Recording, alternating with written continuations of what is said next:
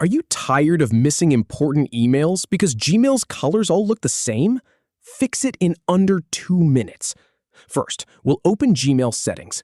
Then pick a high contrast theme. And finally, apply a color blindness filter that matches your needs. Start by navigating to the Gmail homepage. Then, click on the gear icon at the top right corner to open Settings. Now, click on See All Settings to open the full settings panel. At the top bar, click on Themes.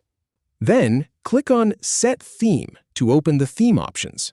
If needed, choose a theme with better contrast for your vision.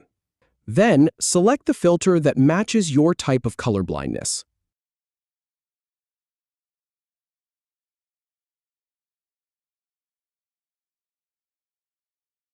Finally, click Save to apply your changes. If you have any feedback or if any info is inaccurate, please leave a comment below. We'll do our best to answer or redo the video if needed.